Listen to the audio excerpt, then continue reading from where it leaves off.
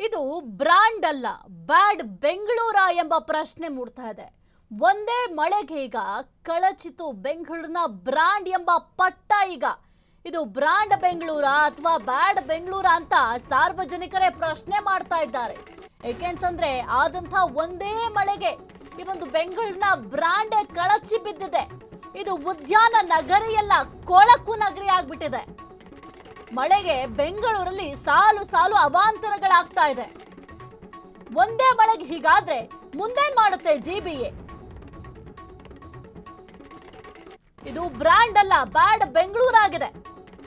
ಒಂದೇ ಮಳೆಗೆ ಬೆಂಗಳೂರಿನ ಬ್ರಾಂಡ್, ಬೆಂಗಳೂರಿನ ಪ್ರತಿ ಬಾರಿಯೂ ಕೂಡ ಹೇಳೋದೇನಂತಂದ್ರೆ ಬ್ರಾಂಡ್ ಮಾಡ್ತೀವಿ, ನಾವು ಬ್ರಾಂಡ್ ಮಾಡ್ತೀವಿ ಅಂತ ಹೇಳ್ತಾ ಇದ್ದಂತ ಕಾಂಗ್ರೆಸ್ ಸರ್ಕಾರ ಈಗ ಏನ್ ಮಾಡ್ತಾ ಇದೆ? ಇದು ಬ್ರಾಂಡ್ ಆಗ್ತಾ ಇಲ್ಲ, ಬ್ಯಾಡ್ ಬೆಂಗಳೂರಾಗಿ ಮಾರ್ಪಾಡಾಗ್ತಾ ಇದೆ. ಇದು ಉದ್ಯಾನ ನಗರಿ ಅಂತ ಕರೆಸ್ಕೊಳ್ಳಿಕ್ಕೆ ಸಾಧ್ಯ ಆಗ್ತಾ ಇಲ್ಲ ಬಿಡಿ. ಯಾಕೆಂತಂದ್ರೆ ಅಷ್ಟರ ಮಟ್ಟಿಗೆ ಕೊಳಕು ನಗರಿ ಎಂಬ ಪಟ್ಟ ಬಡಿತಾ ಇದೆ. ಮಳೆಗೆ ಬೆಂಗಳೂರಲ್ಲಿ ಸಾಲು ಸಾಲು ಅವಾಂತರ ಆಗಿದೆ. ಆದರೆ ಜಿಬಿಎ ಅಧಿಕಾರಿಗಳು ಮಾತ್ರ ಯಾವುದೇ ರೀತಿಯ ಕ್ರಮವನ್ನು ತೆಗೆದುಕೊಂಡಿಲ್ಲ. ಕೇವಲ ಮಳೆಗಾಲ ಅಷ್ಟೇ ಅಲ್ಲ, ಒಂದು ಬೇಸಿಗೆ ಆಗಲಿ, ಮಳೆ ಆಗಲಿ, ಚಳಿಗಾಲ ಆಗಲಿ, ಯಾವುದೇ ಸಂದರ್ಭದಲ್ಲೂ ಕೂಡ ಮುಂಜಾಗ್ರತಾ ಕ್ರಮವನ್ನು ನಮ್ಮ ಜಿಬಿಎ ಅಧಿಕಾರಿಗಳು ತೆಗೆದುಕೊಳ್ತಾ ಇಲ್ಲ. ಒಂದು ಕಡೆ ಜಿಬಿಎ ಎಲೆಕ್ಷನ್ ಮಾಡಲಿಕ್ಕೆ ಸರ್ಕಾರ ಮೀನಾಮೇಷ ಎಣಿಸ್ತಾ ಇದೆ, ಮತ್ತೊಂದು ಕಡೆ ಜಿಬಿಎ ಅಧಿಕಾರಿಗಳು ಯಾವುದೇ ರೀತಿಯ ತಲೆ ಕೆಡಿಸ್ಕೊಳ್ತಾ ಇಲ್ಲ, ಯಾವುದೇ ರೀತಿಯ ಕೆಲಸ ಕಾರ್ಯಗಳನ್ನ ಮಾಡ್ತಾ ಇಲ್ಲ. ಒಂದೇ ಮಳೆಗೆ ಬೆಂಗಳೂರಿನಲ್ಲಿ ಎಷ್ಟೆಲ್ಲ ಅವಾಂತರಗಳಾಗಿದೆ. ಇಷ್ಟೆಲ್ಲ ಅವಾಂತರ ಆದ್ರೂ ಕೂಡ ನಮ್ಮ ಜಿಬಿಎ ಅಧಿಕಾರಿಗಳು ಮಾತ್ರ ಕಣ್ಮುಚ್ಕೊಂಡು ಕೂತಿದ್ದಾರೆ. ಕೆಲವೊಂದು ಕಡೆ ಅಂತೂ ಅಧಿಕಾರಿಗಳು ಹೋಗ್ತಾನೆ ಇಲ್ಲ. ರಾತ್ರಿ ಸುರಿದಂತಹ ಭಾರಿ ಮಳೆಯಿಂದಾಗಿ ಎಷ್ಟೋ ಕಡೆ ಮರಗಳು ಧರೆಗುರುಳಿದೆ. ಆದ್ರೂ ಕೂಡ ಆ ಒಂದು ಮರವನ್ನ ತೆರವು ಮಾಡುವ ಕೆಲಸವನ್ನು ಕೂಡ ನಮ್ಮ ಅಧಿಕಾರಿಗಳು ಮಾಡ್ತಾ ಇಲ್ಲ. ಮಳೆ ಅವಾಂತರಕ್ಕೆ ಪಾಲಿಕೆ ನಿರ್ಲಕ್ಷ್ಯವೇ ಕಾರಣನ? ಗಡ್ಡಕ್ಕೆ ಬೆಂಕಿ ಬಿದ್ದಾಗ ಬಾವಿ ತೋಡೋ ಕೆಲಸ ಯಾಕೆ ಮಾಡ್ತೀರಾ? ಮುಂಗಾರು ಪೂರ್ವ ಮಳೆ ಎದುರಿಸಲು ಫೇಲ್ಯೂರ್.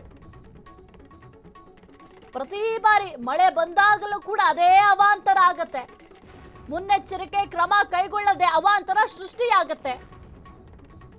ಮಳೆಗಾಲ ಎದುರಿಸಲು ಸಿದ್ಧತೆ ಮಾಡಿಕೊಳ್ಳದೆ ಸಮಸ್ಯೆ ಮಾಡ್ಕೊಳ್ತಾ ಇದೆ. ಪ್ರತಿ ವರ್ಷ ಮಳೆಯಲ್ಲೂ ಕೂಡ ತಗ್ಗು ಪ್ರದೇಶ ಮುಳುಗಡೆ ಆಗತ್ತೆ. ಅದಕ್ಕೆ ಸೂಕ್ತ ಕ್ರಮವನ್ನ ಜರುಗಿಸಿಲ್ಲ. ನಿನ್ನೆ ಮಳೆಯಿಂದ ಸಹಜ ಸ್ಥಿತಿಗೆ ಬೆಂಗಳೂರು ಇನ್ನೂ ಕೂಡ ಬಂದಿಲ್ಲ. ಹಲವೆಡೆ ಮರಗಳು ಧರೆಗುರುಳಿ ವಾಹನಗಳು ಜಖಂ ಆಗಿದ್ದಾವೆ. ಸಾಲು ಸಾಲು ಅವಾಂತರಗಳಿಗೆ ಹೊಣೆ ಯಾರು? ಹಾಗಾದ್ರೆ ಯಾರನ್ನ ಹೊಣೆ ಮಾಡಬೇಕು?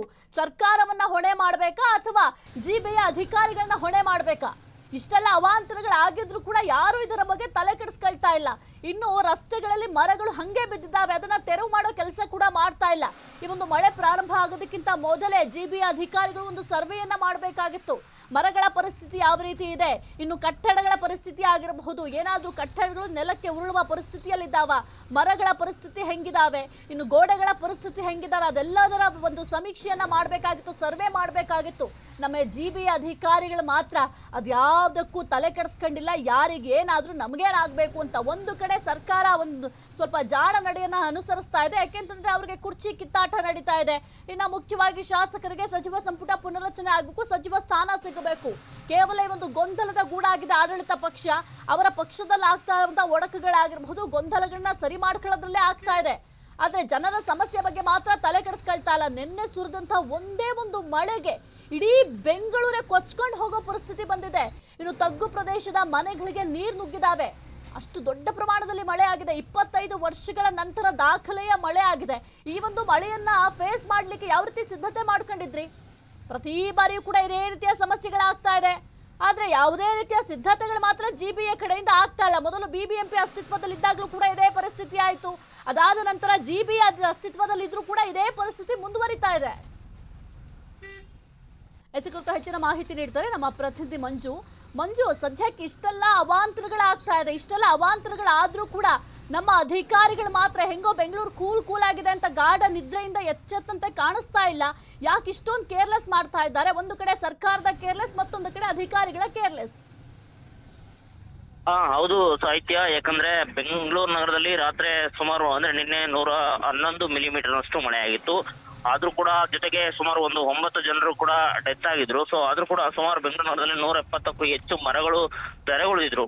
ಸೊ ಇಷ್ಟೊತ್ತಾದ್ರೂ ಕೂಡ ಯಾವೊಬ್ಬ ಅಧಿಕಾರಿಯು ಕೂಡ ಸ್ಥಳಕ್ಕೆ ಬಂದು ರಸ್ತೆಯನ್ನ ಸರಿಪಡಿಸುವಂತ ಕೆಲಸ ಮಾಡ್ತಾ ಇಲ್ಲ. ಜೊತೆಗೆ ಮರಗಳು ಏನು ರಸ್ತೆ ಮೇಲೆ ಬಿದ್ದಿದ್ದು ಆ ಮರಗಳನ್ನ ಸರಿಪಡಿದು ರಸ್ತೆಗೆ ಹೋಗಿ ಜನರಿಗೆ ಓಡಾಡುವಂತೆ ಅವಕಾಶ ಮಾಡಿಕೊಡಲು ಅಧಿಕಾರಿಗಳು ಇದುವರೆಗೆ ಕೂಡ ಯಾವೊಬ್ಬ ಅಧಿಕಾರಿ ಎದ್ದು ಆ ರಸ್ತೆಯನ್ನ ಸರಿ ಮಾಡೋದಕ್ಕೆ ಸಂಬಂಧಪಟ್ಟಂತ ಅಧಿಕಾರಿಗಳು ಬರ್ತಾ ಇಲ್ಲ. ಒಂದು ಮತ್ತೆ ಪ್ರತಿ ಬಾರಿಯೂ ಕೂಡ ಬೆಂಗಳೂರು ನಗರದಲ್ಲಿ ಮಳೆ ಬಂದ್ರೆ ಇಂತಹದ್ದೇ ಸಮಸ್ಯೆಗಳು ಸಾಕಷ್ಟು ಉಲ್ಬಣವಾಗ್ತವೆ. ಬೆಂಗಳೂರು ನಗರದ ಮುಖ್ಯ ರಸ್ತೆಗಳೆಲ್ಲ ಜಲಾವೃತವಾಗ್ತವೆ.